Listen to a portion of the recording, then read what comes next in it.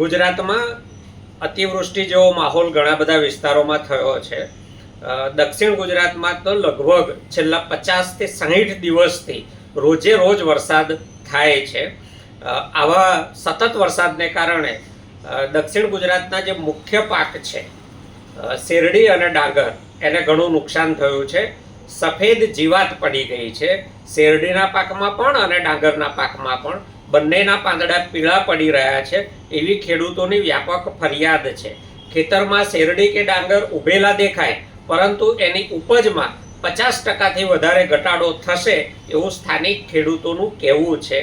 ગુજરાત સરકાર દક્ષિણ ગુજરાતના ખેડૂતોનું તાત્કાલિક સર્વે કામ હાથ ધરે અને એમાં કૃષિ યુનિવર્સિટીનો જ સ્ટાફ જોઈએ, કારણ કે ઊભો પાક દેખાય પરંતુ એની ઉપજમાં કેટલો ઘટાડો થશે એનો અંદાજ કૃષિ વૈજ્ઞાનિકો, કૃષિ યુનિવર્સિટીનો ક્વોલિફાઈડ સ્ટાફ જ કાઢી શકે.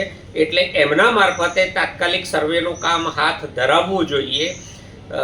એગ્રીકલ્ચર ડાયરેક્ટરનો 27/8નો જે ડેટા છે એમાં શેરડીના પાકનો વાવેતર વિસ્તાર, જે દક્ષિણ ગુજરાતનો મુખ્ય પાક છે, એનો વાવેતર વિસ્તાર દર્શાવેલો નથી.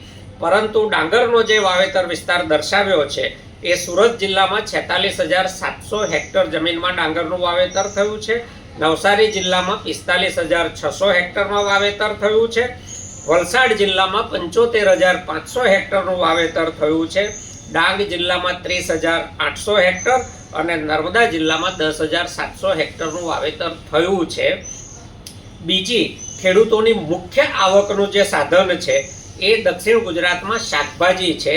એમાં કારેલાના વેલા હોય છે, પાપડીના હોય છે, પરવળના હોય છે, આ જ તુરિયા હોય છે, કાકડી હોય છે. આ વેલાના જે શાકભાજી છે એ સંપૂર્ણપણે નાશ પામ્યા છે.